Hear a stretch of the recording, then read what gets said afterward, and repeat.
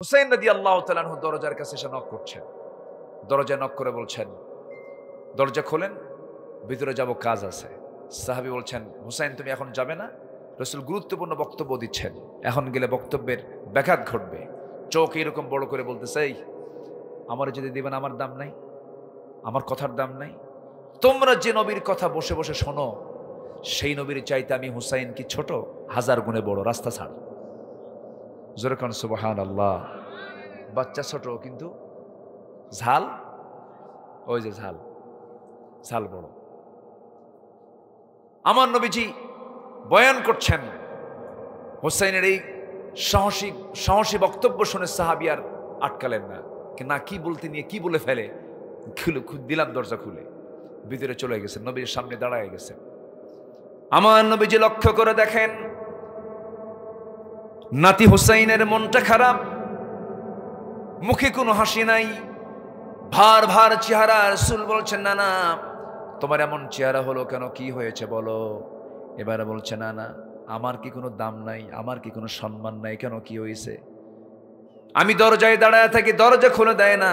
কিন্তু না না, তুমি কি জানো, আমি চিন্তা করে দেখছি, আমি তোমার চাইতে কিন্তু হাজার গুণে বড়। রাসূল বলছেন, না না, তুমি আমার চাইতে কেমন করে বড়? ওকে না না, বেশি প্রশ্ন করব না, মাত্র 3টা প্রশ্ন করব, শুধু জবাব দিবে, আমি কেমনে বড় বুঝাইয়া দেব। না না, বলো কি প্রশ্ন? এবার তিনি বলছেন, না না, বলো তো, আমি তোমার সঙ্গে যখন খেলাধুলা করি আমার সবচেয়ে প্রিয় বসার জায়গা কোনটা? আমার বুক। না না, তুমি শুয়ে পড়ো। বিশ্বনবী শুয়ে পড়লেন, আমার নবীজির বুকের উপরে লাফ মেরে গিয়ে হুসাইন বসলেন। এবার বলছেন, না না, তোমার সব সাহাবীকে ডাকো। ডাকা হলো। এবার বলছেন, আমার নানাজি সব সাহাবীকে সাক্ষী রেখে আপনাকে 1 নম্বর প্রশ্ন করছি, নানা তুমি বলো তো, তোমার নানার নামটা কি? এরকম করে একটার পর একটা প্রশ্ন করছেন, তোমার বাবার নামটা কি? তোমার মার নামটা কি? প্রথম বলছেন, তোমার বাবার নামটা কি? রাসূল বলছেন, আমার বাবার নাম হলো আব্দুল্লাহ। বাড়ি কোথায়? মক্কায়। কোন বংশ? কুরাইশ বংশ। আচ্ছা নানা, তুমি বলো তো, তোমার বাবার নামে এরপরে আর কোনো কিছু আছে নাকি? আমার তো জানা মতে নাই। এতটুকুই তোমার বাবার পরিচয়, কিন্তু আমার বাবার পরিচয় যদি দিতে শুরু হয়ে যায় সহজে শেষ হবে না। আমার বাবা হলেন দুনিয়ার সমস্ত কাফের বেঈমানদের জন্য যাকে আল্লাহ রাব্বুল আলামিন সিংহ করে পাঠিয়েছেন, আমার গর্বিত পিতা আলী রাদিয়াল্লাহু তাআলা আনহু। আমার বাবা, তোমার বাবা, দুজনকে 2 পাল্লায় দাও, আল্লাহর কসম আমার বাবার ওজনটাই বেশি ভারী হয়ে যাবে।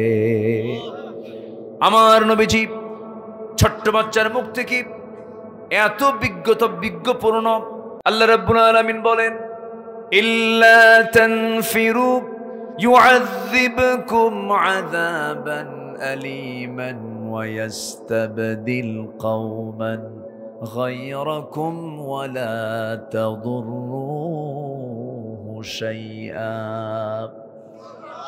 তোমরা যদি পলায়ন করতে, তাহলে তোমাদের উপরে এমন একটা জাতি চাপিয়ে দিতাম যাদের তোমরা কোনো ক্ষতি করতে পারতে না। আমার বন্ধুগণ, পালিয়ে গেলে পরে বিপদ আরো কম না আরো বেশি? এই জন্য ইমানদাররা পিছে যায় না সামনে গিয়ে যায়? সামনে গিয়ে যায়। বিজয়টা কার হাতে? আসতে বলবেন না, বিজয়টা কার হাতে? আল্লাহর হাতে।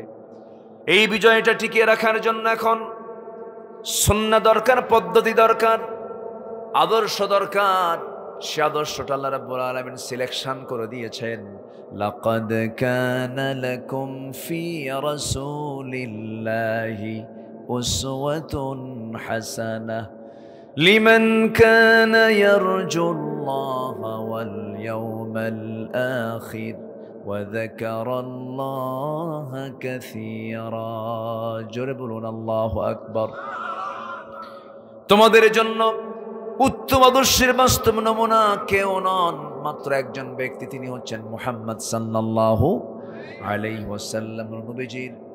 নবীজির কথা, কাজ, নবীজির মাথা থেকে পা পর্যন্ত প্রত্যেকটা জায়গায় আদর্শ আছে না নাই? বলেন, আদর্শ আছে। যদি কেউ বলে আমার আদর্শ রাসূল, আমার চেতনা রাসূল, আমার প্রেরণা রাসূল, আমার স্বপ্ন রাসূল, আমার সকল চিন্তা চেতনা রাসূল, ওই বান্দার জন্য জান্নাত। আল্লাহু আকবার।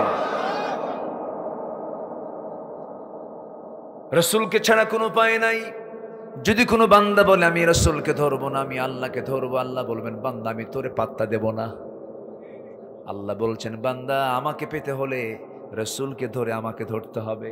যেরকম সুবহানাল্লাহ, আরো জোরে বলি সুবহানাল্লাহ। আমার নবীজির দাম কম না বেশি? আসতে বলবেন না, শুধু কম না, অনেক বেশি। যত নবী আল্লাহ রাব্বুল আলামিন পৃথিবীতে পাঠিয়েছেন, আদম থেকে শুরু করে নিয়ে রসুল পর্যন্ত, রসুল এসেছেন সবার শেষে, কিন্তু দামটা, তার নামটা 2 নম্বরে না 1 নম্বরে? 1 নম্বরে এসেছেন সবার শেষে, নামের তালিকায় তিনি 1 নম্বর। আল্লাহ রাব্বুল আলামিন তাকে এত সম্মান, এত মর্যাদা দিয়েছেন যে আল্লাহ রাব্বুল আলামিন কোরআন নাযিল করেছেন রাসূলকে লক্ষ্য করে নবীর উপরে। সেই নবীকে কোরআন দিলেন, কিন্তু সেই কোরআনের মধ্যে আমার আল্লাহ তাআলা আমার রাসূলকে একটাবার নাম ধরে ডাক দিলেন না, একটাবার নাম ধরে ডাক দেন নাই। যারা কোরআন পড়েন, কোরআন যারা স্টাডি করেন, হরফে নেদা প্রয়োগ করে আল্লাহ রাব্বুল আলামিন কোথাও একটাবারের জন্য ডাক দিলেন না। কিন্তু আমার আদি পিতা, আমার প্রথম পিতা আদমকে ডাক দিয়েছেন, বলেছেন ইয়া আদম উসকুন আনতা ওয়া যাওজুকাল জান্নাহ ওয়া মা তিলকা বিয়ামিনিকা ইয়া মূসা। হে মূসা বলেছেন, হে আদম বলেছেন। ইয়া ইব্রাহিম, হে ইব্রাহিম বলেছেন। এরপর ইয়া জাকারিয়া বলেছেন। ইয়া ইয়াহইয়া খুযিল কিতাবা বিকুওয়া বলেছেন, ইয়া ইয়াহইয়া বলেছেন। কিন্তু আমার আল্লাহ কোরআন যার উপর নাজিল করা হলো, সেই রাসূলকে কোথাও ইয়া মুহাম্মদ বললেন না, তাকে সম্মানজনক সম্বোধন সূচক শব্দ প্রয়োগ করেছেন। জোরে বলি সুবহানাল্লাহ। আমার নবীকে কি বলেছেন দেখেন। রাসূলকে ডাক দিয়ে তিনি বলতে পারতেন ইয়া আহমদ, ইয়া মুহাম্মদ বলতে পারতেন, তা না বলে বলেছেন ইয়া আইয়ুহান নাবিয়্যু ইন্না আরসালনাকা শাহিদাও ওয়া মুবাশশিরাও ওয়া নাযীরাও ওয়া দাঈয়ান ইলাল্লাহি বিইذনিহি ওয়া সিরাজাম মুনীরা। জোরে বলুন আল্লাহু আকবার। আরেক জায়গায় বলছেন ইয়া আইয়ুহার রাসূলু বাল্লিগ মা উনজিলা ইলাইক। আরেক জায়গায় বলছেন ইয়া আইয়ুহাল মুসাম্মিলু কুমিল লাইলা ইল্লা কালিলা নিসফাহু আও ইনকুস মিনহু কালিলা আও জিদ আলাইহি ওয়া রাত্তিলিল কুরআনা তারতিলা। জোরে বলুন আল্লাহু আকবার। আরেক জায়গায় বলছেন ইয়া আইয়ুহাল মুদ্দাসসির কুম ফাআনযির ওয়া রাব্বাকা ফাকাব্বির ওয়া সিয়াবাকা ফাতাহহির ওয়ার রুজজা ফাহজুর। জোরে বলি আল্লাহু আকবার। এখানে যদি সমস্ত আলেম ওলামা সবাই যদি থাকে, সবাই যদি আলেম ওলামা থাকতেন, সবাই যদি কোরআনটা সুন্দর করে বুঝতেন, আয়াত তো বললেই হয়ে যেত, অর্থ বলার দরকার ছিল না। আমাদের দেশে এমন নাগরিক আল্লাহ তাআলা তৈরি করে দেন। জোরে বলি আমিন, আরো জোরে আমিন। কোরআন কি শুধু আলেমরা পড়বে না, সবাই পড়বে। কোরআন কি শুধু আলেমদের জন্য না, সবার জন্য, সবার জন্য। কই কই জানাই ফি মুশকিলা যাচ্ছেন কোথাও? আমি কি শেষ করে দেব? আলোচনা চালাবো? জোরে বলি ইনশাআল্লাহ, আরো জোরে বলি ইনশাআল্লাহ। তাহলে আমার আল্লাহ আমার রাসূলকে কি নাম ধরে ডাক দিয়েছেন? নাম ধরে ডাক দিয়েছেন, সম্মান দিয়েছেন আমার রাসূলকে। কে? আল্লাহ নিজের রাসূলকে সম্মান দিয়ে কথা বলেছেন। কি মর্যাদা আল্লাহ তাআলা তাকে দান করেছেন। সেই রাসূলকে নিয়ে যারা এই 16 বছর কথা বলেছ, লেখালেখি করেছ, তোমাদের জবান বন্ধ করে দিতে হবে। তোমাদের হাত ভাঙার সময় এসেছে এখন। সোচ্চার হব আমরা। জোরে বলি ইনশাআল্লাহ, জোরে বলি ইনশাআল্লাহ। অনেক কথা আছে, আস্তে আস্তে করে বলবো। তাহলে আমার আদর্শ একজনই না দুজন? আমার আদর্শ কয়জন? তিনি কে? মুহাম্মদ সাল্লাল্লাহু আলাইহি ওয়াসাল্লাম। কি আদর্শ তার, কি মানুষ তিনি গড়ালেন। তার কি ছাত্রগুলো দেখেন। আবু বকর, পৃথিবীর কোন টিচার আবু বকর বানাতে পারবে? পৃথিবীর কোন শিক্ষক ওমর বানাতে পারবে? একটা পৃথিবীর কোন শিক্ষক আলী বানাতে পারবে? পৃথিবীর কোন শিক্ষক একটা ওসমানের মতো ছাত্র বানাতে পারবে? রাসূল এমন ছাত্র তৈরি করেছেন। কিসের সিলেবাস দিয়া? আসতে বলেন কিসের সিলেবাস দিয়া? কোরআনের সিলেবাস যদি আজকেও যদি কলেজে, ইউনিভার্সিটিতে, প্রত্যেকটি শিক্ষাঙ্গনে যদি এই সিলেবাসকে যদি সকল শিক্ষার পাশাপাশি ফরওয়ার্ডে রাখা হয়। সব শিক্ষার সাথে যদি কোরআন শিক্ষাকে বাধ্যতামূলক করে দেওয়া হয়, কোরআনকে যদি 1 নম্বর কম্পালসারি সিলেবাস হিসেবে যদি অন্তর্ভুক্ত করা হয়, আল্লাহর কসম বলছি প্রত্যেকটা শিক্ষাঙ্গন থেকে ওমর বের হবে, আবু বকর বের হবে, ওসমান বের হবে, এক একটা আলীর পয়দা হয়ে যাবে। আল্লাহু আকবার। আমার রাসূল কি আদর্শ উপহার দিয়েছেন। সাইয়েদনা আবু বকর রাদিয়াল্লাহু তাআলা আনহু একদিন দোকানদারি করছেন। কি করছেন? দোকানদারি। উনি কিন্তু খলিফা ছিলেন, খেলাফতের দায়িত্ব পালন করেছেন, আবার দোকানদারিও করছেন। কাপড়ের দোকানদার। কিসের দোকানদার? কাপড়ের দোকানদার, রাষ্ট্রনায়ক। ওনাকে বলা হলো আপনি এইদিকে যাচ্ছেন কেন? আমার সংসার কি রাষ্ট্র দেখবে? আমার সংসার তো আমাকে দেখতে হবে। আর আমার দেশের নেতৃত্ব দেখেন, প্রধান তো দূরেই থাক, স্থানীয় আতি পাতি নেতাগুলো এখন যে কই গেছে আল্লাহ জানে। আছে নাকি 2-1টা আছে আশেপাশে? আমরা ক্ষমা করতে জানি, আমরা প্রতিশোধ পরায়ণ নই। ইসলাম ক্ষমা করতে শেখায়, ইসলাম দয়া পরবশ হতে শেখায়। শুধু যদি চোখের ইশারা আসতো, একটাও টিকতে পারতো না। কিন্তু আমরা আল্লাহ তাআলার হুকুমকে ফলো করি। ইরহাম তুরহাম, দয়াদ্র হও, আল্লাহ তোমার প্রতি দয়াদ্র হবেন। আমরা চেঞ্জ হয়ে যাব, আমরা ভ্রাতৃত্বের বন্ধনে আবদ্ধ হব। জোরে বলি ইনশাআল্লাহ। এতদিন দেখেছি 16 বছর এই দেশে মানবতার আবাদ হয়নি, আবাদ হয়েছে হিংসার প্রতিশোধের আবাদ। ঠিক কিনা? সর্বশেষ হিংসার প্রতিভাষা হলো রাজাকের নাতিপুতিরা চাকরি পাবে। ফয়সালা হয় নাই? ফয়সালা হয় নাই? সম্মানিত ভাইয়েরা, সম্মানিত বন্ধুগণ, এক রাত তো পাইছি, কথা তো অনেক থাকে, একটু একটু করে বলছি। সাইয়েদনা আবু বকর রাষ্ট্রপতি, রাষ্ট্রনায়ক, খলিফা দোকানদারি করতে গেছেন। তাদের দ্বারা চুল পরিমাণ মানবতার কোনো হক নষ্ট হয়নি, মানুষের কোনো হক নষ্ট হয়নি। কেন? দেখেন কি চিন্তা তাদের ছিল। সবার আগে চিন্তা ছিল কার ভয়? আল্লাহর ভয়। একটা জাতি ভালো হবে কার ভয়ে? প্রশাসনের ভয়, র্যাবের ভয়, না আল্লাহর ভয়? জাতিকে সবার আগে শিখিয়ে দিতে হবে কার ভয়? আল্লাহর ভয়। তাহলে জাতি ভালো হয়ে যাবে। কোন নারীর দিকে পুরুষ তাকাবে না, কার ভয়ে? পরনারীর দিকে তাকিয়ে গুনাহ করবে না, কার ভয়ে? আল্লাহর ভয়। কিন্তু আজকে চরিত্রের মান কোথায় চলে গেছে?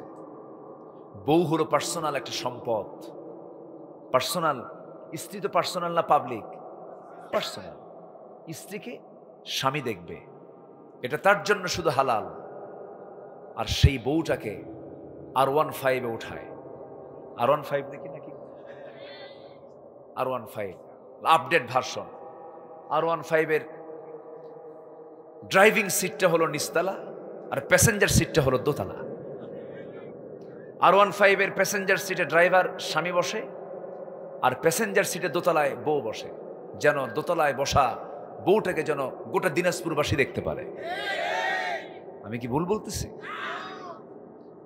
গোটা শহর ঘুরে বেড়ালো, বউটাকে দেখালো। বিকেলবেলা ম্যারেজ ডে, গধূলি বেলায় সূর্যের কিরণের একটু পাশ দিয়ে ঘেসে কি 16 Pro Max দেখেন, সব জানে তো। আইফোন দিয়ে একখান ছবি তুলে ওটাকে ডেকোরেট কইরা আলট্রাসোনো আরো ক্লিয়ার কইরা ছবিটাকে টিকটকে দিল, অথবা প্লে স্টোরিতে দিয়ে, অথবা আপলোড করে লিখে দিল একটা আর্টিকেল, লিখলো, প্রিয় ফেসবুক বন্ধুগণ, আসুন আমার বউটাকে সবাই মিলে জামাতের সাথে দেখি। যেরকম নাউজুবিল্লাহ। বউ কি জামাতের সম্পত্তি? বউ কি জাতীয় সম্পদ না পার্সোনাল সম্পদ? আজকে চরিত্র কোথায় চলে গেছে? সাইয়েদনা আবু বকর রাদিয়াল্লাহু তাআলা আনহু এত বড় শাসক, কাপড়ের দোকানদারি করছেন। হঠাৎ করে এক কাপড় ক্রেতা অনেকদিন আগে কাপড় কিনে নিয়ে গেছে। সেই কাপড়টা ফেরত দেবার জন্য এসে বলতেছে, আবু বকর এই কাপড়টা 6 মাস আগে নিয়ে গেছিলাম, কাপড়টা পছন্দ হয়নি, কাপড়টা ফেরত নেন।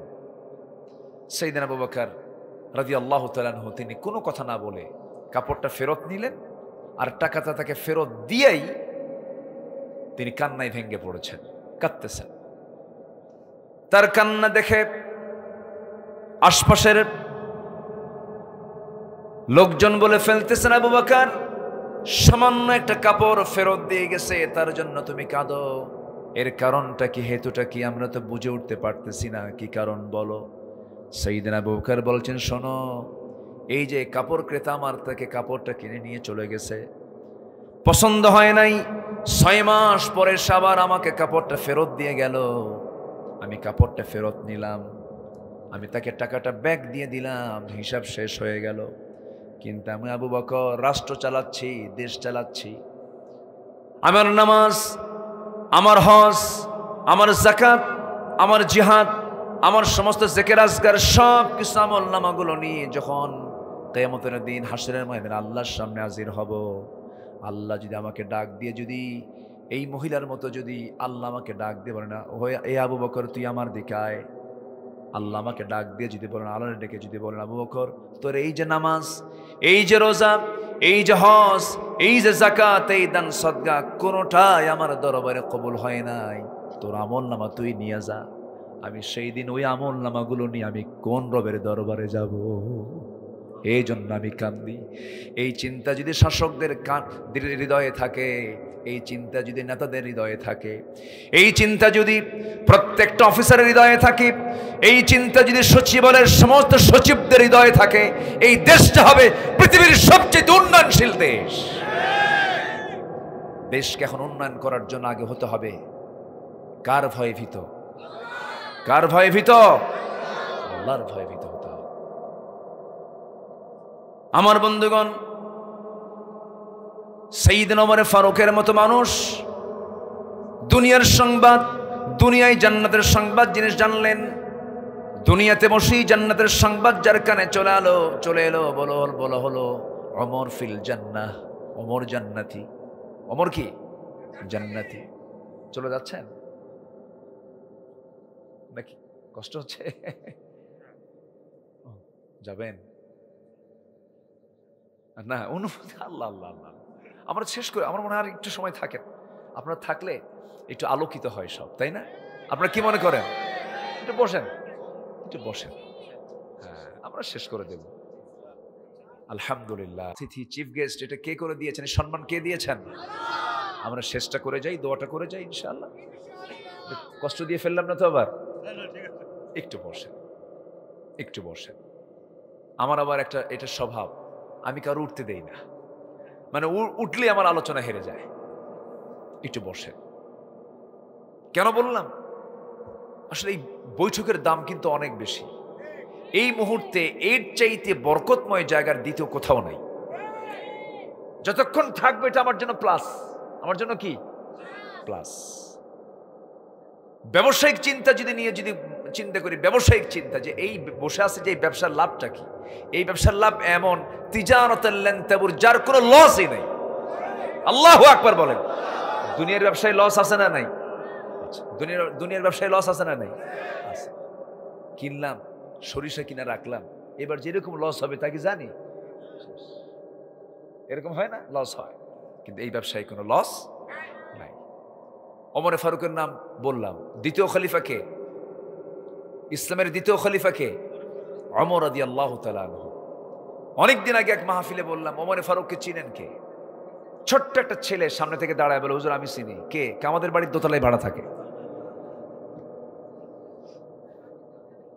আমাদের বাড়ির দোতলায় ভাড়া থাকে। সেই ওমর না কিন্তু, এই ওমর সেই ওমর যে ওমর রাসূলকে হত্যা করার জন্য তরবারি উঁচু করে নিয়ে যায়, কিন্তু সে ওমর পরাজিত হয়ে যায়, হেরে যায় কার কাছে? কোরআনের কাছে। তিনি আর পারলেন না। কি আওয়াজ তার কানে গেল! কত বড় বিচক্ষণ মানুষ তিনি ছিলেন। একটা আয়াত শুধু শুনেছেন, তাহা মা আনজালনা আলাইকাল কুরআনা লিতাশকা। শুধু এই আয়াতটা শুনেছেন, ভাবতেছেন যে এটা কোন কালাম। ওমর ভালো হয়েছেন পৃথিবীর কোনো ব্যক্তিকে দিয়ে নয়, শুধু ব্যক্তিকে দিয়ে নয়, ওমর ভালো হয়েছেন পৃথিবীর একমাত্র কিতাব কোরআনকে দিয়ে। আল্লাহু আকবার বলেন। কালেমা পড়ে মুসলমান হয়ে গেলেন, শাসক হলেন। কি শাসক! আমার দেশের শাসকের চেয়ারে যখন বসে তার চেহারা কি শুকে যায় না তেলতেলা হয়? হ্যাঁ, মানে তার ভাবসাব কি কমে না বাড়ে? বাড়ে। চেয়ারম্যান হওয়ার আগে তেল দিত নাভিতে, সে পেট থাকতো পিঠের সাথে লাগানো। চেয়ারম্যান হওয়ার পর তেল, চেয়ারম্যান হওয়ার পরে তেল আর কোথায় দেবে? তেল পেট বড় হতে হতে এমন বড় হয়, তেল দেয় এই জায়গায়। ঈদের দিন কোলাকুলি হয় না, হয় পেটা পেটি, ঠিক কিনা? এই হচ্ছে অবস্থা। সাইয়েদনা ওমর ফারুক যেদিন শাসন ক্ষমতায় গেলেন, সেদিন থেকে নিয়ে মৃত্যুর দিন পর্যন্ত কোন রাত তৃপ্তি ভরে তিনি ঘুমাতে পারেন নাই। বলা হলো, আপনি ঘুমান না কেন? শুকায় যাচ্ছেন, অসুস্থ হয়ে পড়ছেন, আপনি এরকম করে পেরেশান হচ্ছেন কেন? তিনি বলছেন, তোমরা আমাকে যে দায়িত্ব চাপিয়ে দিয়েছ, এই দায়িত্ব কি আমাকে ঘুমাতে দেয়? আমি ঘুমাতে পারি না। সাইয়েদনা ওমর ফারুক বলে ফেললেন, ফোরাত নদীর তীরে যদি একটা কুকুর অনাহারে মারা যায়, ইরাকে রাস্তা খারাপের কারণে একটা উটের পা পড়ে যদি উটের পাটা ভেঙে যায়, উটের পা কেন ভাঙলো? কুকুর কেন অনাহারে মারা গেল? কিয়ামতের দিন এই কুকুর আর উট নিয়ে আল্লাহ তাআলা আমাকে প্রশ্ন করবেন। মানুষ দূরেই থাকলো। কি চিন্তা তাদের মধ্যে কাজ করেছে, কি ভয় তাদের মধ্যে কাজ করেছে! জনগণকে নিজে দেখার জন্য ছদ্মবেশ ধারণ করে দেখতে যেতেন। কোন এক রাতের কথা আমার মনে পড়ে গেল, সময় যদি দেন বলবো, বলবো নাকি বলেন? ওমর ফারুক রাদিয়াল্লাহু তাআলা আনহু বিশাল বড় রাষ্ট্রনায়ক তিনি ছিলেন। 40টা রাষ্ট্র, কয়টা রাষ্ট্র বলেন? 40টা রাষ্ট্র, অর্ধ দুনিয়া তিনি শাসন করেছেন। মাত্র এই তো 1500 বছর আগে বিশাল রাজ্যের তিনি সম্রাট ছিলেন, কিন্তু মুকুটহীন সম্রাট, অনড়ম্বরপূর্ণ আড়ম্বর না অনড়ম্বর জীবনযাপন তিনি করেছেন। এমনকি যে জামাটা পড়েছেন তার তবিও ছিল, জামার দিকে তার খেয়ালই ছিল না। তালে যুক্ত জামা জুমা তিনি পড়তেন মাঝে মাঝে। সাইয়েদনা ওমর ফারুকের ব্যাপারে আমার নবীজি 2 স্ত্রী একসঙ্গে একদিন পরামর্শ দিচ্ছেন, আমিরুল মুমিনিন, আপনার কাছে গোটা পৃথিবী থেকে কূটনীতিকরা আসে, বিভিন্ন গোয়েন্দা সংস্থার লোকেরা আসে, বিভিন্ন রাষ্ট্রদূতরা আপনার সঙ্গে দেখা করতে আসে। দেশের সুনাম তো রক্ষা করা উচিত, আপনার ব্যক্তিত্ব, আপনার ব্যক্তি জীবন একটু চেঞ্জ করা উচিত, উন্নত জীবন গ্রহণ করা উচিত, জামা জুমা একটু নতুন নতুন একটু ডেকোরেট কাপড় চোপড় পরা উচিত। সাইয়েদনা ওমর ফারুক রাদিয়াল্লাহু আনহু সঙ্গে সঙ্গে জবাব দিচ্ছেন, আমার সন্তান, তুমি আমার সন্তান হয়েও তুমি এমন মন্তব্য কেন করছো? হাফসা রাদিয়াল্লাহু তাআলা আনহাকে লক্ষ্য করে বলছেন, হাফসা রে, তুমি কি সেই রাতের কথা ভুলে গেছো যে রাত্রে আমার নবীজি নিজের বিছানা না পায়া নিজের গায়ের জুব্বাটা কি বিছানার চাদর বানায়া গোটা রাত পাড়ে দিয়েছেন? আয়েশা, তুমি নবীজির স্ত্রী হয়ে কি সেই রাতের কথা ভুলে গেছো যে রাত্রে আমার নবীজি ঘুমাতে গিয়ে তুমি রাসূলের বিছানাকে নরম করে দিয়েছিলা? বিছানা নরম হওয়ার কারণে আমার নবীজির সেই রাত্রের তাহাজ্জুদটা কাজা হয়ে গিয়েছিল। আমার নবীজি তার বিশ্বনবীর আসন থেকে এমন সিম্পল জীবন যদি ক্রিয়েট করতে পারেন, এমন জীবন যদি গ্রহণ করতে পারেন, আল্লাহর কসম করে বলি, আমি ওমর আমার চেহারা দেখে তারা আমাকে ভয় পায় না, আমি ওমর আমার ভয় পায় আমার তাকওয়া দেখে, আমার গুণ দেখে তারা ভয় পায়। এত সিম্পল জীবন তিনি গ্রহণ করেছেন। ঝোলওয়ালা তরকারি কখনো খান নাই তিনি। কোন এক গভর্নর তাকে খুশি করার জন্য দামি একটা খাবার, মাখন দিয়ে তৈরি করা একটা খাবার তার জন্য খুশি করার জন্য নিয়ে আসছে। নিয়ে এসে বলছে, আমিরুল মুমিনিন, নিয়ে যাতে আমার স্ত্রী বানিয়েছে আপনার জন্য, আপনি এটা গ্রহণ করুন। তিনি বলছেন, যে খাবারটা নিয়ে এসেছ, এই খাবারকে আমার দেশের জনগণ খায় নাকি? না, খেতে পারে না। যে খাবার আমার জনগণ খেতে পারে না, সেই খাবার ওমর কখনো মুখে নিতে পারে না। যেরকম সুবহানাল্লাহ। আমার নবীকে আদর্শ মনে করতে হবে। আমার নবীকে মডেল বানাতে হবে। নবীজি কি ছাত্র উপহার দিলেন, কোরআন দিয়া কোরআনটাকে সিলেবাস বানায় তাদেরকে বানায় নিলেন। ওমর ফারুক রাদিয়াল্লাহু তাআলা আনহু কত বড় একজন চরিত্রবান মানুষ ছিলেন, কি সুন্দর এক দেশ নায়ক ছিলেন। এই ভারতের স্বাধীনতার অন্যতম নেতা শ্রী মহাত্মা গান্ধী মন্তব্য করতে বাধ্য হয়েছেন, মুসলমানদের একজন লিডার ওমর ফারুক, মুসলমানদের শাসক ওমর ফারুক যেমন একজন নাইবান শাসক ছিল, এই ঊনবিংশ শতাব্দীতে এই অশান্ত পৃথিবীকে শান্ত করার জন্য সে ওমরের মতো একজন শাসক বর্তমান দুনিয়াতে দরকার। মহাত্মা গান্ধী এমন মন্তব্য করেছেন। আমার ভাইরা, অর্ধ দুনিয়ার তিনি শাসক, কোনো প্রোটোকল লাগতো না, কোনো লোক নিয়ে তিনি চলতেন না, সিম্পলি একা একা চলতেন। কারণ তিনি ভাবতেন আমার শত্রু বলতে কেউ নাই, আমার সাহায্যকারী কে? আসতে বলুন, আমার সাহায্যকারী কে? আমার সাহায্যকারী আল্লাহ। রাতের আধারে একা একা চলতেন। কোন এক রাতের আধারে তিনি একা একা চলতে লাগলেন। প্রতিবেশীর ঘরের সামনে গিয়ে দাঁড়ালেন। প্রতিবেশীর ঘরের সামনে গিয়ে দাঁড়িয়ে দেখেন ভিতর থেকে বাচ্চা কয়েকটার কান্নার আওয়াজ। সামনে দাঁড়িয়ে বলছেন এই বাড়িতে কোনো মানুষ নাই নাকি? বাচ্চাগুলো কান্দে, মা কি নাই, মা কি তাকে থামাতে পারে না? সামনে মহিলা বোরকা পরে দাঁড়ায়া বলছে সন্তানের কান্না থামাবো কেমনে, বাড়িতে কোনো খাবার নাই, স্বামী আমার মারা গেছে, আমি বিধবা মানুষ। ওমর ফারুক নিজেকে আসামি মনে করলেন, নিজেই খাদ্য গুদামে গেলেন। খাদ্য গুদামের ম্যানেজার থেকে এন্ট্রি করে নিয়ে এক বস্তা আটা তিনি কাউকে দায়িত্ব না দিয়ে নিজের পিঠে বহন করলেন। ম্যানেজার বলছে আমিরুল মুমিনিন, আপনি আমার কাঁধে উঠায় দেন, আমি দায়িত্ব নিয়ে এটা পৌঁছায় দিচ্ছি। ওমর ফারুক বলছেন কিয়ামতের দিন আমার আমলনামা তোর পিঠে যাবে না রে। আটার বস্তা নিজের পিঠে বহন করে সোজা চলে গেছেন। ওই বিধবার সামনে গিয়ে দাঁড়িয়ে বলছে ও বিধবা, আটার বস্তা দিয়ে গেলাম, আবার যখন ফুরে যাবে আমাকে খবর দেবে। ওমর নিজ দায়িত্ব আবার একা তোমার বাড়িতে পৌঁছায় দেবে। আবার চললেন, সামনের দিকে রওনা দিলেন। এক বাড়িতে গভীর রাত, বাড়ির সামনে দাঁড়ালেন। ভিতর থেকে চিৎকার করে কান্নার আওয়াজ, বারবার চিৎকার করে কান্নাকাটি করতেছে। মহিলা মানুষের আওয়াজ শুনলেন, বললেন কে কান্দে, কি জন্য কান্দে?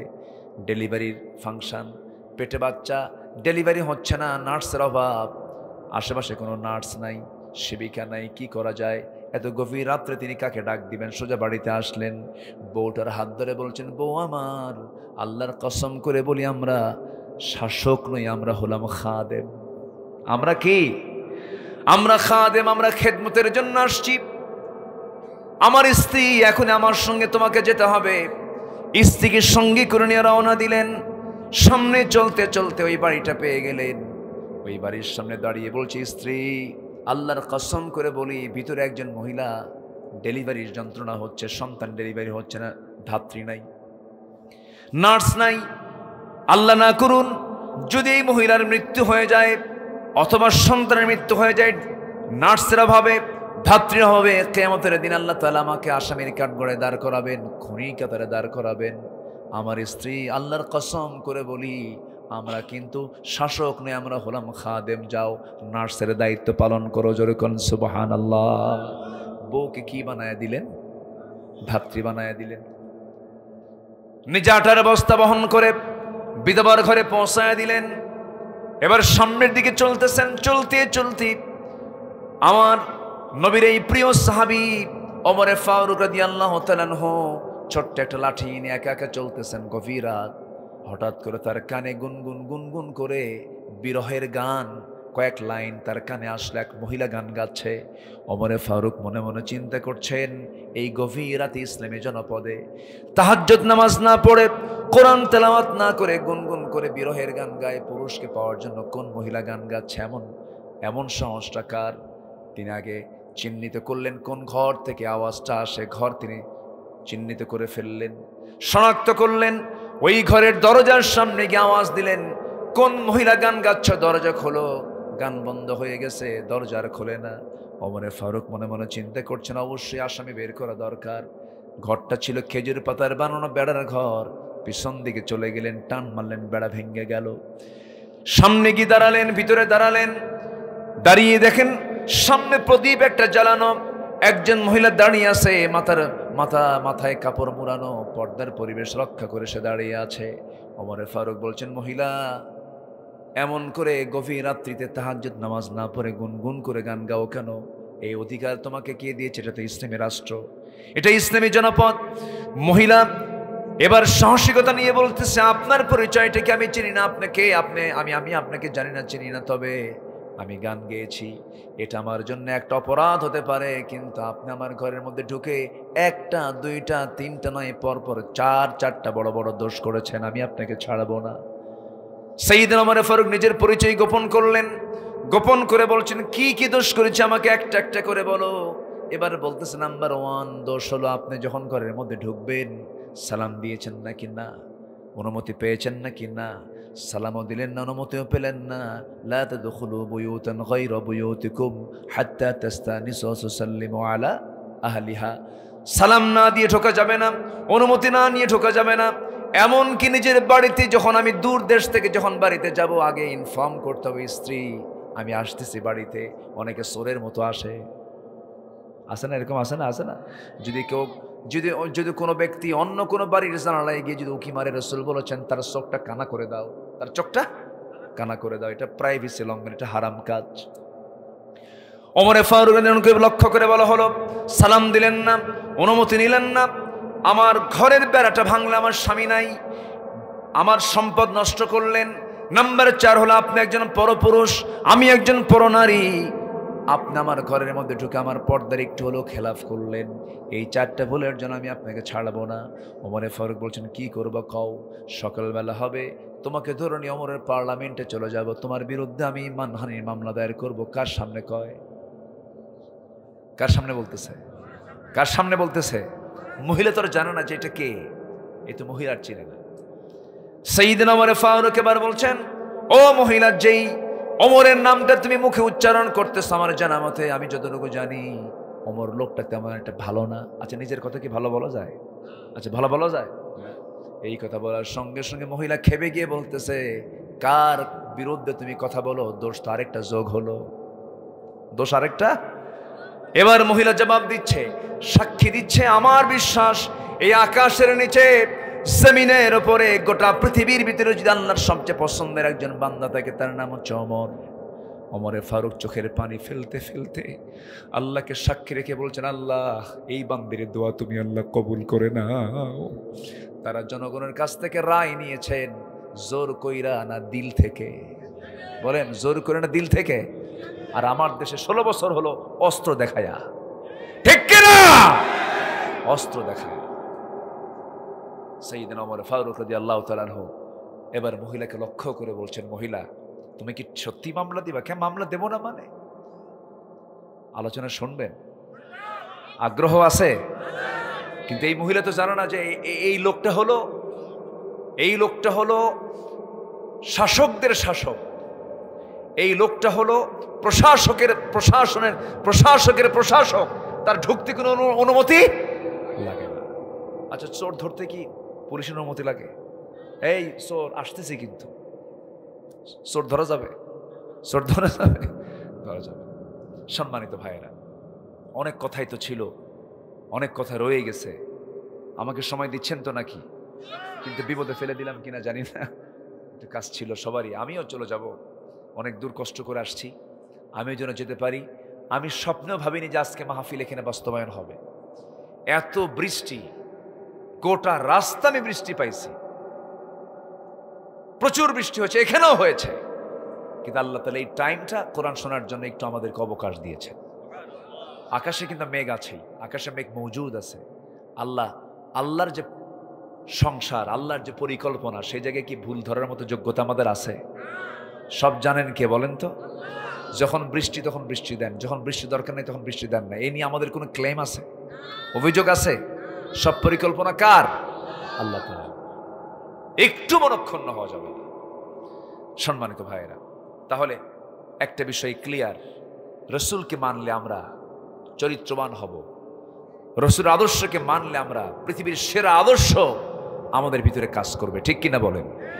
যেমন করে আদর্শ লালন করে অমর হয়ে গেছেন জগৎধন্য আবু বকর হয়ে গেছেন জগৎধন্য, সাইয়েদনা আলী হয়েছেন জগৎধন্য, ওসমান জিন্নুরাইন রাদিয়াল্লাহু আনহুম তারা হয়েছেন জগৎধন্য। আমরা এমন আদর্শ লালন করব, জোরে বলি ইনশাআল্লাহ। সম্মানিত ভাই, আমার নবীজির জীবনে যত আদর্শ ছিল, এই আদর্শ থেকে, তার জীবন থেকে মুমিনদের জন্য অনুকরণীয় 15টা আদর্শ আছে। এই 15টা আদর্শ যদি আপনারা সময় দেন, আমি এক কথায় খুব শর্ট করে আমি বলে দিতে চাই আজকের এই ময়দানে। শুনতে রাজি আছেন? তাহলে এখন বলেন, নুরু ওয়াজ কি শুরু না শেষ? বলেন বলেন, ওয়াজ তো শুরু হয়ে গেল অনেক। এই ছোট কথা কে বললো দেখি? ছোট, আলহামদুলিল্লাহ, ভালো। ছোট ছোট কিছু বাচ্চা আছে, দেখবেন এদের বয়স যদিও 7 বছর, কিন্তু বুদ্ধি 60 বছরের মতো থাকে না? কিছু এরকম খুব পাকা থাকে কিছু। আল্লাহ তুমি এই ছোট্ট ছেলেটাকে দ্বীনের জন্য কবুল করো, জোরে বলি আমিন। সম্মানিত ভাইয়েরা, বাচ্চা আছে যেখানে, শিশুরা আছে যেখানে, রহমত আছে সেখানে। আমার নবীজির বৈঠকেও বাচ্চারা থাকতো। এমনকি নবীজির বৈঠকে রাসূল কোলের মধ্যে নাতি হুসাইনকে নিয়ে গল্প করতেন, জোরে বলি সুবহানাল্লাহ। মসজিদে মুসল্লির পাশাপাশি মুসল্লির সন্তানরাও থাকবে। বাপ আছে যেখানে, সন্তান আছে সেখানে। মসজিদ থাকবে, যত বাপ থাকবে তত সন্তান থাকবে। কিন্তু এটা দুঃখজনক, আমার দেশে মসজিদগুলোতে শুধু বাপ যায়, বাচ্চাগুলো যায় না। কিছু বুড়া মুরব্বী আছে, বুড়া চাচা আছে, ডিস্টার্ব করে খুব, চোখ এরকম বড় মানে গরুর মতো, আছে না? এরকম আছে না? বাচ্চা কিছু ঢুকলে এই ধমকায় দেয়, আছে না? এরকম আছে না? ধমকায়। শিশুদেরকে যারা ধমক মারবে মসজিদে, ওরা গুনাহগার। কোন শিশু মসজিদে আসবে বাধা দেওয়া যাবে? ওরা আসবে, ওরা খেলবে, ওরা হাসবে, ওরা আনন্দ করবে, ওরা দৌড়াদৌড়ি করবে, কোনো গুনাহ হবে না। ওদের মসজিদে আসতে কোনো বাধা নাই। ওদেরকে মসজিদে আসতে দিবেন না, ওরা ওই মুটু পাটলু দেখবে, কি ইন্ডিয়ান ফিল্মগুলো দেখবে, গেমসগুলো দেখবে, শৃঙ্খলা শিখবেন, অভদ্র হবে। নামাজ যে ছোট্টবেলা থেকে শিখতে পারবে, তার চাইতে সুশৃঙ্খল শিক্ষা পৃথিবীর কোথাও সে খুঁজে পাবে না। নেতা কেমনে দাঁড়িয়ে যায়, নেতাকে কেমনে ফলো করতে হয়, কেমনে রুকু করতে হয়, কেমনে সেজদা দিতে হয়, মুয়াজ্জিন কয়টা আজান দেয়, সময়ের জ্ঞান, আদর্শিক জ্ঞান, সব জ্ঞান নামাজের মধ্যে আছে না নাই? সন্তানকে মসজিদে পাঠায় দিবেন, জোরে বলি ইনশাআল্লাহ। নিজে জান আর না জান সন্তানের দিয়ে দিন, আপনার যাওয়ার দরকার নাই। নাকি নিজেরও যাওয়ার দরকার আছে? আছে না নাই? আচ্ছা, নামাজ পড়বো কয় ওয়াক্ত বলেন তো? 5 ওয়াক্ত নামাজ আমরা পড়বো, জোরে বলি ইনশাআল্লাহ। আমার নবীজি বসে আছেন মসজিদ নববীর ভিতরে, হোসেন বসা, বাবে জিবরিল দিয়ে জিবরাইল আলাইহিস সালাম ওহী নিয়ে আসছেন। রাসূল বললেন না যে হোসেন তুমি চলে যাও, কোলের মধ্যে নিয়ে তিনি গল্প শুরু করেছেন। আম্মা জান আয়েশা মাঝে মাঝে বলতেন যে আমার কাছে মনে হয় মাঝে মাঝে আমার চাইতে রাসূল হোসেনকে বেশি টাইম দিয়েছেন। আল্লাহু আকবার বলেন। বাচ্চাগুলোকে কখনো ধমক দিবেন না, বাচ্চাগুলোর প্রশ্নগুলো বেশি করে শুনবেন, ধৈর্য ধরে উত্তর দিবেন। বাচ্চাদের প্রশ্ন কম হয় না বেশি হয়? বেশি হয়। একটা জিনিস কিনে নিয়ে গেছেন, ওটাকে খুলে শেষ করে বলবে বাবা এটা খুললাম, ঠিক করো। কথা বোঝেন নাই? থাপ্পড় মারা যাবে, ধমক দেওয়া যাবে, ওদের মধ্যে কৌতূহল বেশি, জানার আগ্রহটা বেশি কাজ করে। আমার নবীজি একদিন মসজিদে নববীর মধ্যে বসা, গুরুত্বপূর্ণ বয়ান দিচ্ছেন, দরজায় দাঁড়ায় রাখছেন এক সাহাবীকে, কারণ ওই সময় ইহুদিদের শত্রুতা ছিল কি ছিল না? আমার নবীর মদিনার চতুর্পাশে কিন্তু বনু নাজির, বনু কুরাইজা সহ বহু ইহুদির বসবাস ছিল। যে ইহুদির বাচ্চারা এখন ইসরায়েলে বসবাস করে ফিলিস্তিনকে রক্তাক্ত করছে, ইহুদির বাচ্চারা ছিল, এখনো আছে না নাই? ওরা কি মুসলমানদের বন্ধু হতে পারে? আমার নবীজি বয়ান করছেন, দরজায় পাহারা দিচ্ছেন এক সাহাবী। হুসাইন রাদিয়াল্লাহু তাআলা আনহু দরজার কাছে এসে নক করছেন। দরজায় নক করে বলছেন দরজা খোলেন, ভিতরে যাব, কাজ আছে। সাহাবী বলছেন হুসাইন তুমি এখন যাবে না? রাসূল গুরুত্বপূর্ণ বক্তব্য দিচ্ছেন, এখন গেলে বক্তব্যের ব্যাঘাত ঘটবে। চোখ এরকম বড় করে বলতেছে, এই আমার যদি দিবেন আমার দাম নাই, আমার কথার দাম নাই। তোমরা যে নবীর কথা বসে বসে শোনো, সেই নবীর চাইতে আমি হুসাইন কি ছোট? 1000 গুণে বড়। রাস্তা ছাড়। জোরে কান সুবহানাল্লাহ। বাচ্চা ছোট কিন্তু ঝাল, ওই যে ঝাল বড়। আমার নবীজি বয়ান করছেন। হোসাইনের এই সাহসী সাহসী বক্তব্য শুনে সাহাবী আর আটকালেন না, না কি বলতে নিয়ে কি বলে ফেলে, দিলাম দরজা খুলে ভিতরে চলে গেছেন, নবীর সামনে দাঁড়ায় গেছেন। আমার নবীজি লক্ষ্য করে দেখেন নাতি হোসাইনের মনটা খারাপ, মুখে কোনো হাসি নাই, ভার ভার চেহারা। রাসূল বলছেন, না না তোমার এমন চেহারা হলো কেন, কি হয়েছে বলো। এবারে বলছে, না না আমার কি কোনো দাম নাই, আমার কি কোনো সম্মান নাই, কেন কি হয়েছে। আমি দরজায় দাঁড়ায় থাকি, দরজা খুলে দেয় না, কিন্তু না না তুমি কি জানো আমি চিন্তা করে দেখছি আমি তোমার চাইতে কিন্তু 1000 গুণে বড়। রাসূল বলছেন, না না তুমি আমার চাইতে কেমন করে বড়। না না বেশি প্রশ্ন করব না, মাত্র 3টা প্রশ্ন করব, শুধু জবাব দিবে, আমি কেমনে বড় বুঝাইয়া দেব। না না বলো কি প্রশ্ন। এবার তিনি বলছেন, না না বলো তো আমি তোমার সঙ্গে যখন খেলাধুলা করি আমার সবচেয়ে প্রিয় বসার জায়গা কোনটা। আমার বুক। না না তুমি শুয়ে পড়ো। বিশ্বনবী শুয়ে পড়লেন, আমার নবীজির বুকের উপরে লাফ মেরে গিয়ে হোসেন বসলেন। এবার বলছেন, না না তোমার সব সাহাবীকে ডাকো। ডাকা হলো। এবার বলছেন, আমার নানাজি সব সাহাবীকে সাক্ষী রেখে আপনাকে 1 নম্বর প্রশ্ন করছি, নানা তুমি বলো তো তোমার নানার নামটা কি। এরকম করে একটার পর একটা প্রশ্ন করছেন, তোমার বাবার নামটা কি, তোমার মার নামটা কি। প্রথম বলছেন তোমার বাবার নামটা কি। রাসূল বলছেন, আমার বাবার নাম হলো আব্দুল্লাহ। বাড়ি কোথায়?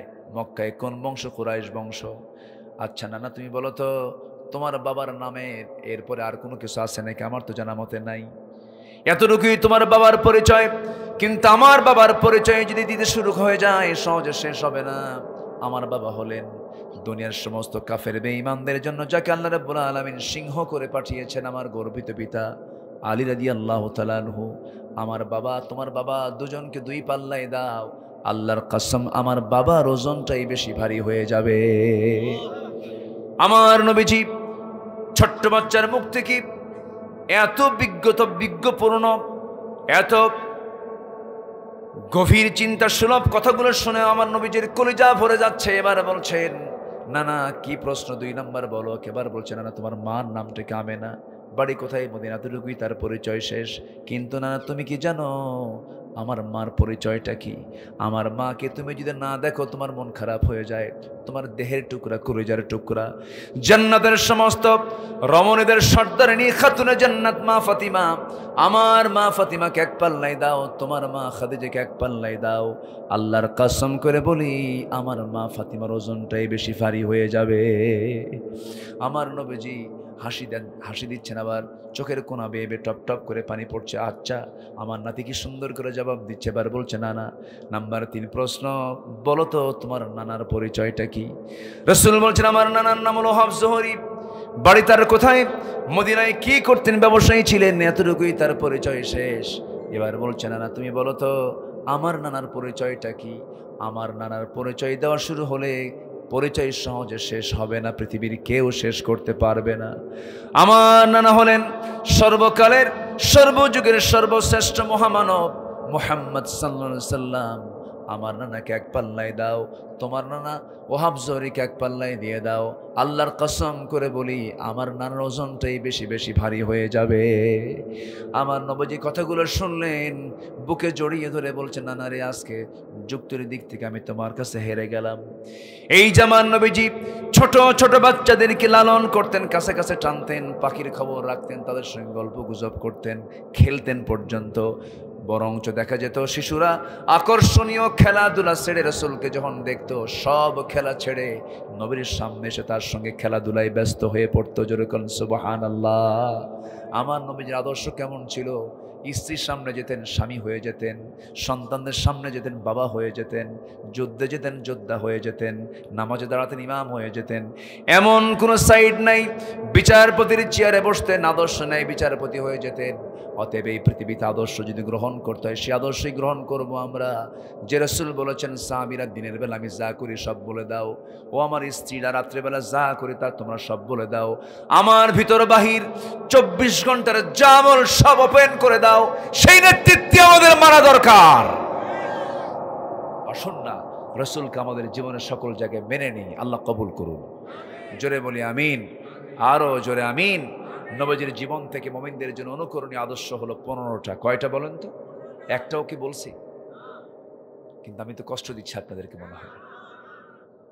আলোচনা চলুক, হুজুর মরুক, সব দিকে খেয়াল করতে হবে। এত সুন্দর মানুষ আপনারা, বলি আলহামদুলিল্লাহ। আর এই যে আবার ছন্দ মেলে বলতেছে হুজুর বলুক, ভালো, আলহামদুলিল্লাহ। আল্লাহ প্রত্যেককে মেধা দিয়েছেন। জি আলহামদুলিল্লাহ। আমরা সূরা আহজাব থেকে কথা বলছি। কোন সূরা থেকে বলেন তো? সূরা আহজাব থেকে কথা বলছিলাম।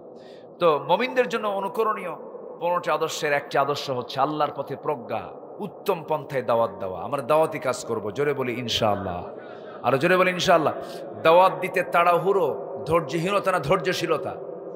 ধৈর্যশীলতা। আপনাকে অনেকে অনেক কথা বলবে, কিন্তু দাওয়াতের কাছ থেকে এক চুল পরিমাণ নড়া যাবে না। সেই দাওয়াতটা হবে আগে বাহিরে না আগে ভিতরে?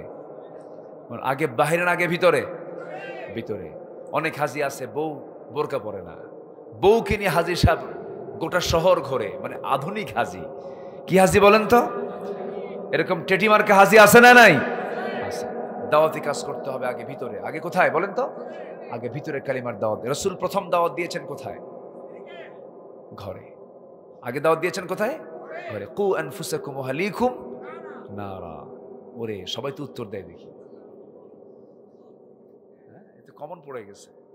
বলি আলহামদুলিল্লাহ।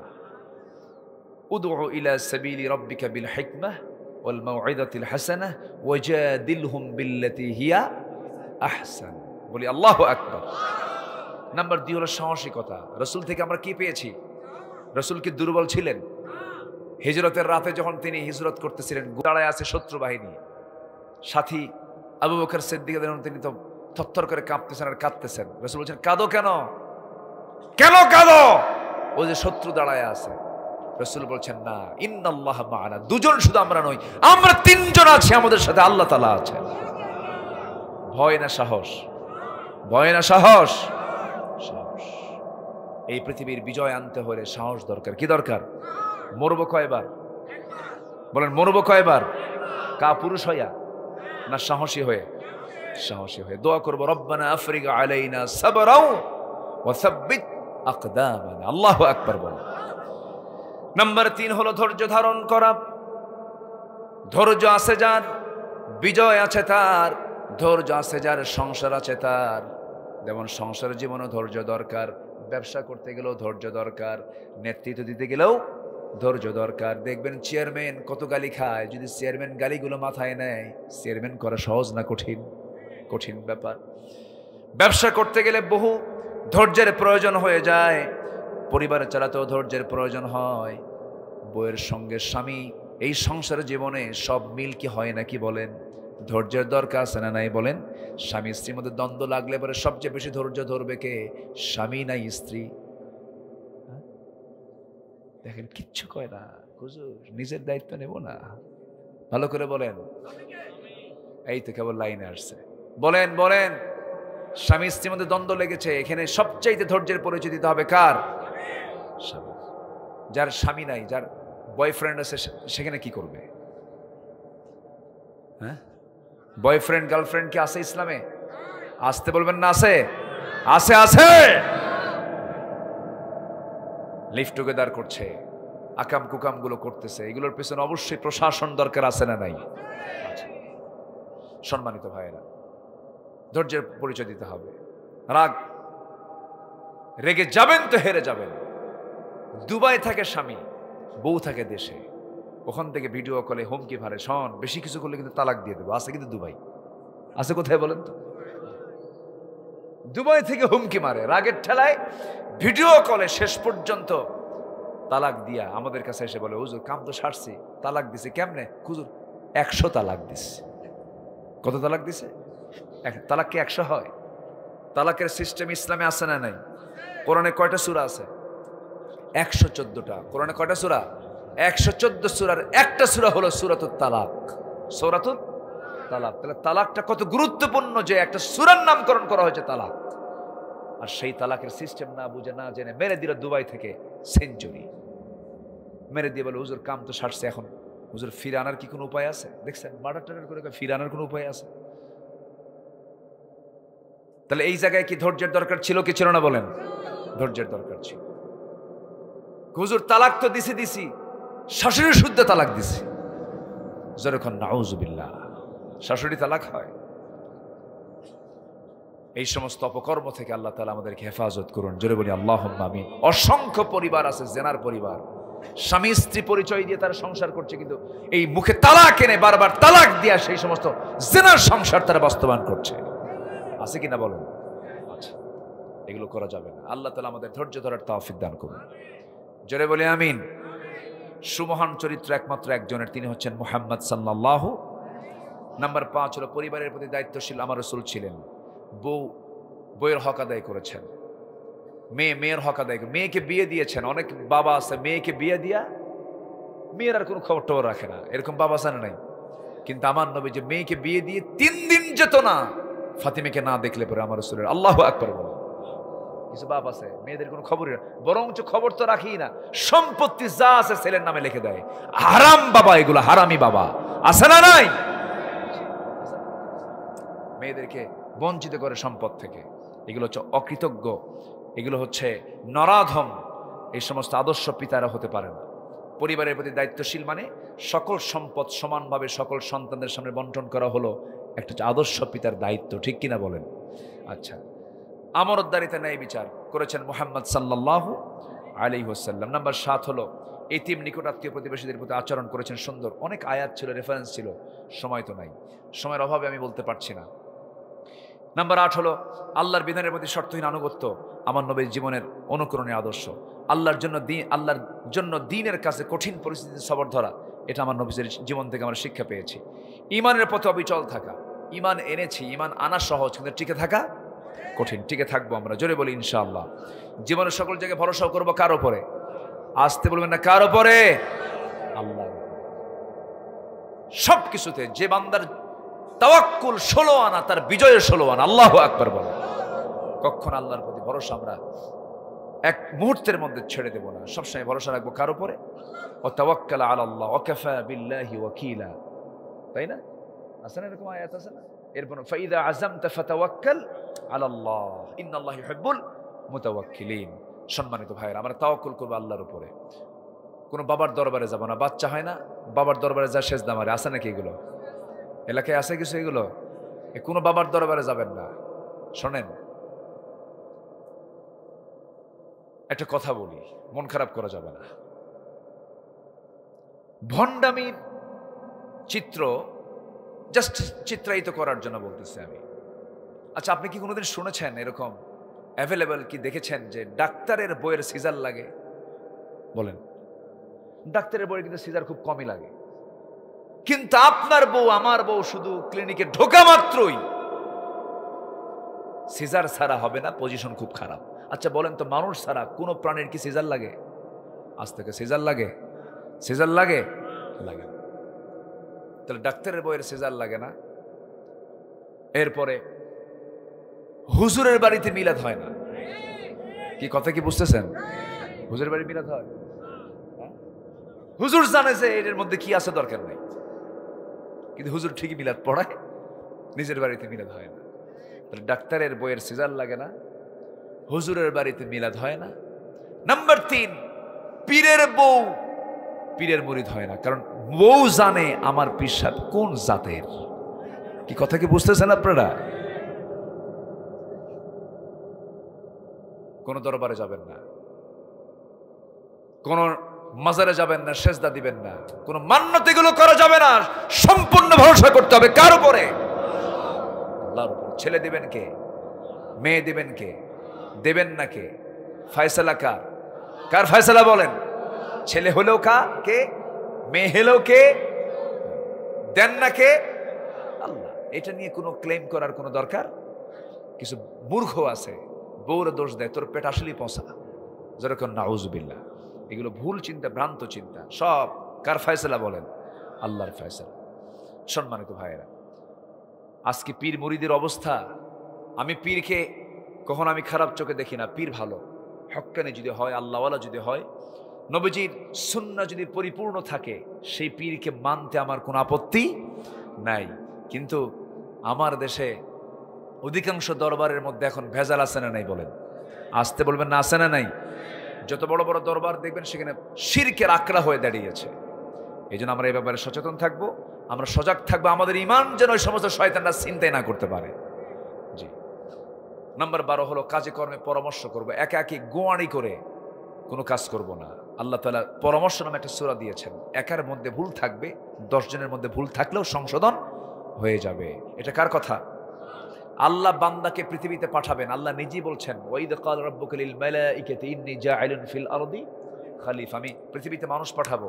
ফেরেশতাদের পরামর্শ নিচ্ছেন। আল্লাহর কি পরামর্শ দরকার ছিল না? কিন্তু এরপরও শিক্ষা দিচ্ছেন যে যে কোনো কাজ করো পরামর্শের ভিত্তিতে করো। ওয়াশাবিরহুম ফিল আমর ফাইদা আযামতা ফাতাওয়াক্কাল আলাল্লাহ।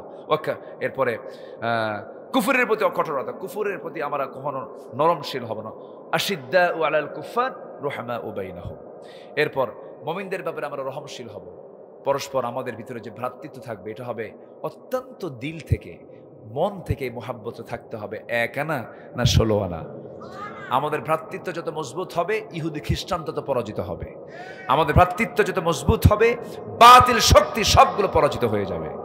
আমাদের ভ্রাতৃত্বের মধ্যে যদি কোনো প্রাচীর ভেঙে যায়, চির যদি ঢুকে যায়, আমরা বিজয়ী হতে পারবো না। আল্লাহ তাআলার পক্ষ থেকে বিজয় তখনই আসবে যখন আমরা ভ্রাতৃত্বের বন্ধনে আবদ্ধ হতে পারবো। আল্লাহ তাআলা সেই তৌফিক সবাইকে দান করুন। জোরে বলি আল্লাহুম্মা আমিন।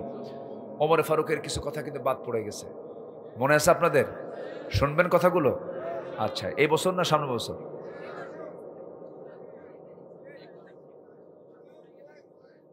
আলহামদুলিল্লাহ, অনেক ভালো মানুষ আপনারা। আমি আজকের মাহফিলটা যে বাস্তবায়িত হলো আল্লাহ পাকের খাস মেহেরবানি, বলি আলহামদুলিল্লাহ। মাদ্রাসার কয়জন ছাত্রকে পাগড়ি দিয়েছি আমরা? কারণ কয়জন? আজকে এই মাহফিলের মূল আকর্ষণ কিন্তু এই হাফেজ ছেলেটা। এটা হচ্ছে আমাদের সম্পদ। হাফেজ কেউ হতে পারে না, আল্লাহ পাক হাফেজ নিজে বানায় দেন। জোরে বলি আলহামদুলিল্লাহ।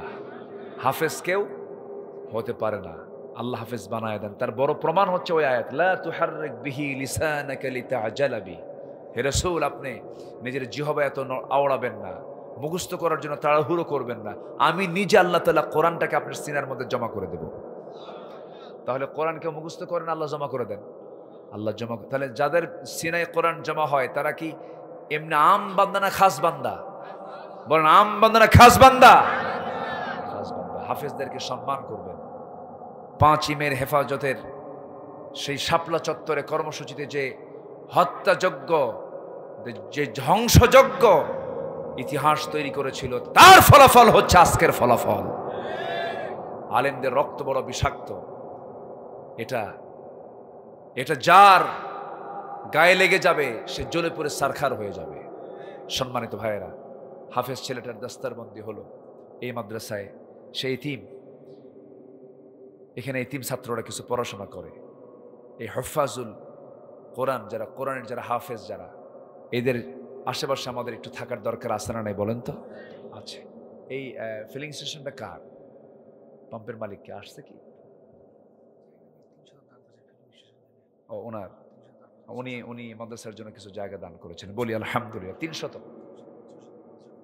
আর 600 মাদ্রাসার পক্ষ থেকে করা হয়েছে, বলি আলহামদুলিল্লাহ। একটু দোয়া করেন একটি অদূর ভবিষ্যতে যেন এমন একটা পরিবেশ তৈরি হয় আমার দেশে, মাদ্রাসা পরিচালনা করার জন্য জনগণ থেকে কোনো যেন টাকা না নেওয়া লাগে, গভর্নমেন্ট যেন টাকা ইনভেস্ট করে। এমন একটা দেশ, এমন একটা দিন যেন আসে, জোরে বলি ইনশাআল্লাহ। এই যে টাকা চাওয়া মাদ্রাসার জন্য, মসজিদের জন্য, এটা ইসলামকে হালকা করা, ঠিক আছে না? রাস্তায় বসে বসে যখন মসজিদের জন্য টাকা চায়, আমার কাছে মনে হয় এটা রাষ্ট্রের চরম ব্যর্থতা। এই দায়িত্ব রাষ্ট্র নিতে হবে, ঠিক কিনা বলেন? 4.5 লক্ষ মসজিদের ইমামদের, স্টাফদের বেতন সরকারের নেওয়া উচিত, সম্মানজনক ভাতা দেওয়া উচিত। মাদ্রাসাগুলোর পরিচালনার ক্ষেত্রে, এগুলোর প্রতিষ্ঠানের ক্ষেত্রে 100% অংশগ্রহণ গভর্নমেন্টের হওয়া উচিত বলে আমি মনে করি।